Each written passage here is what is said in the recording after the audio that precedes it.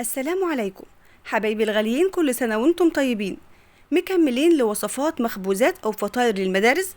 هنعمل النهاردة فطاير سهلة جدا وبحشوة الجبنة وبعجينة غنية ومغذية. أطفالك هيحبوها جدا، هشة وخفيفة وقطنية، من أجمل وأطعم الفطاير اللي ممكن تعمليها كتغيير للفطار أو للعشاء أو حتى كمان للغداء. طعمها يعجبك جدا وشكلها كمان تحفة.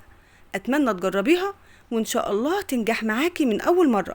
هنعرف تفاصيل الفيديو في العجينة وفي الحشوة وطريقة التشكيل وكمان التسوية المظبوطة ليها، وبمكونات كلها موجودة في مطبخك. ياريت نعمل لايك ونسمي الله ونصلي على الرسول ونبدأ في الطريقة.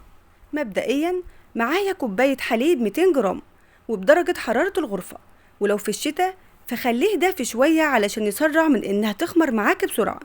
وهنضيف معلقتين ونص كبار من السكر وزنهم 50 جرام، ومعلقة كبيرة ممسوحة من الخميرة الفورية وزنها 8 جرام، وقلبيهم كويس لحد ما السكر يدوب مع الخميرة. وأول ما يدوبوا هننزل عليهم بربع كوباية من الزيت وزنها 50 جرام، وهضيف عليهم بيضة كاملة. وممكن تفصلي الصفار عن البياض وتحط البياض في العجينة وتخلي الصفار لدهان الوش في الآخر. وضفت نص معلقة صغيرة فانيليا علشان تخلي الفطاير بتاعتنا ريحتها حلوة وتبعد عنها ريحة الزفارة. وقلبتهم لحد ما المكونات كلها انسجمت واختلطت مع بعضها كويس. وآخر حاجة هنضيفها معلقة كبيرة من الخل، منها إنها بتقضي على ريحة زفارة البيض، وكمان بتخلي المعجنات لونها أبيض من جوه وما تبرولش أو تفرول منك بسهولة بعد كده.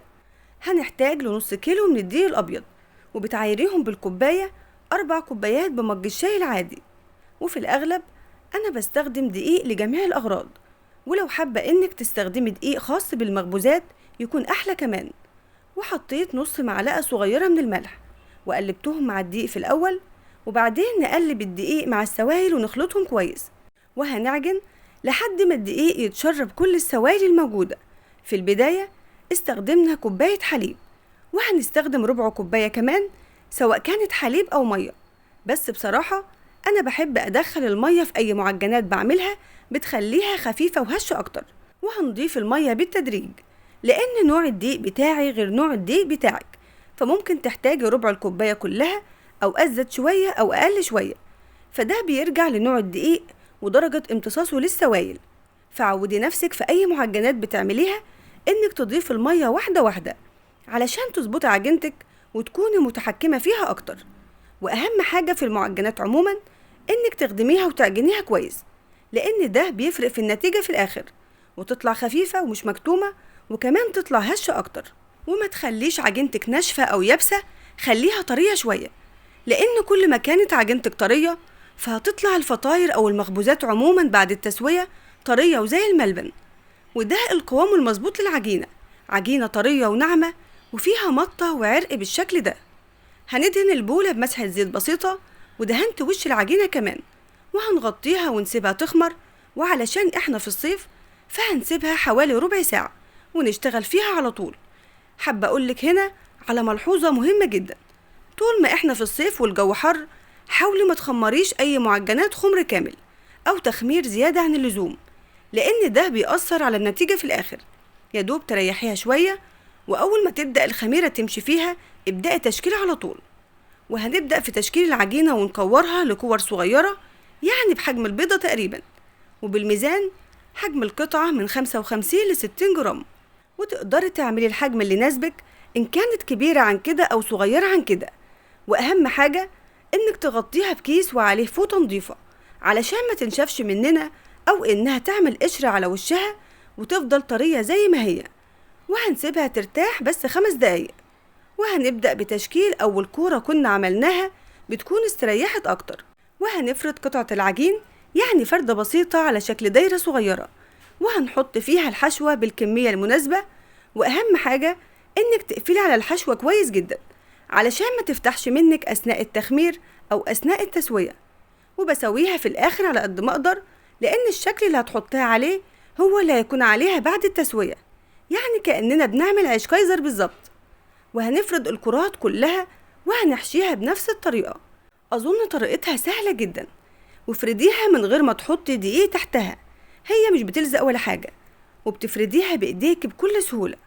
وأنا عاملاها بحشوة الجبنة، فمستخدمة جبنة تلاجة ضايفة عليها جبنة اسطنبول حادقة، بيكون طعمها في الحشوات حلو جدا. وضفت كمان فلفل ألوان أو أخضر وشرايح من الزيتون. وتقدري تنوعي في الحشوات زي ما تحبي، سواء كانت حشوات مالحة أو مسكرة. يعني ممكن تحشيها لحمة مفرومة أو شاورما، أو تحشيها عجوة أو شوكولاتة أو نوتيلا. وهنا كنت خلصت تشكيل، فهنغطيها ونسيبها تخمر ونروح نحضر التزيين بتاعها. معايا معلقتين كبار من الدقيق، وضفت عليهم ربع كوباية مية، وقلبتهم كويس لحد ما وصلت للقوام اللي هتشوفيه دلوقتي، قوام خفيف وناعم. وبصراحة المقدار ده كان كتير واتبقى منه، فانت اعملي معلقة دقيق واحدة وعليهم 4 أو 5 معالق من المية. وهنا كانت الفطاير بتاعتنا اختمرت، وبرضو بأكد عليكي انك ما تخمرهاش خمر كامل، يدوب نص تخمير. انا يدوب سبتها بعد التشكيل 10 دقايق او ربع ساعة، وبعدين بدأت اني اسويها. وعلشان نخليها بلون جميل بعد التسوية، هندهنها بصفر بيضة ضايفة عليه معلقتين حليب وكيس فانيليا ومعلقة كبيرة خل، وما بيكونش ليها اي ريحة زفارة. ولو مش بتحبي انك تدهنيها بيض، فدهنيها بحليب وعليه معلقة سكر، او بمية وعليها معلقة سكر، او انك تسيبيها سادة من غير ما تدهنيها، فده براحتك. وخلي ايدك خفيفة وانت بتدهنيها علشان ما تهبطهاش او تخرجي الخمر بتاعها. وبعد ما خلصت دهان، حطيت خليط الدقيق على مية في كيس حلواني او في كيس تلاجة علشان اعرف اشكله بيها. وهنعمل خطوط بالشكل ده، وده بيكون شكلها، وبتكون حلوة جدا كمان بعد التسوية. وخطوة التزيين دي بتكون اختياري، يعني لو مش حابة انك تعمليها فده براحتك. وبرضو اختياري انك ترش عليها سمسم او حبة البركة، او انك تسيبيها سادة خالص. وبالنسبة للتسوية، هندخلها الفرن بعد ما سخناها في الاول كويس جدا، وبنحطها على الشبكة في اول رف من تحت علشان تكون قريبة لصاج الفرن اكتر، فتستوي بسرعة وما تنشفش مننا. وبنسويها على اعلى درجة حرارة فرنك، يعني 200 او 220. واول ما تاخد لون من تحت، هتولعي لها الشواية علشان تحمر من فوق وتاخد اللون القمر ده. بتاخد تسوية من 15 ل 20 دقيقة. واهم حاجة انك تتابعيها وتلاحظيها كويس جدا اثناء التسوية علشان تطلع معاكي بالجمال ده. اللهم بارك، ريحتها في منتهى الجمال. وشايفين ازاي انها طرية وهشة ومنتفخة، كأنك عاملة كايزر واحلى كمان بكتير. تسويتها فوق الممتازة، ولونها من فوق ومن القاعدة مظبوطين جدا، دهبي حلو قوي. عجينة قطنية واسفنجية جدا، بضغط عليها عاملة زي البالون، وما شاء الله شكلها يفتح النفس. ومغذية لأننا مدخلين فيها الحليب والبيض، وكمان حشوة الجبنة فيها ممتازة جدا.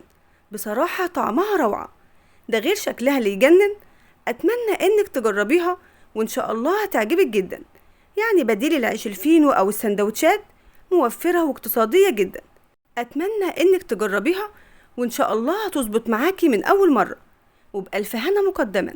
وبكده نكون وصلنا لنهاية وصفتنا. أتمنى يكون الفيديو نال إعجاب حضراتكم. ما تنسيش تعملي لايك للفيديو لو عجبك، وتشيريه على قد ما تقدري. ولو بتشوفي القناة لأول مرة، يشرفني اشتراكك ووجودك معانا. أشوفكم على خير في الفيديو اللي جاي. دمتم بخير وصحة وحفظ من الرحمن، والسلام عليكم ورحمة الله وبركاته.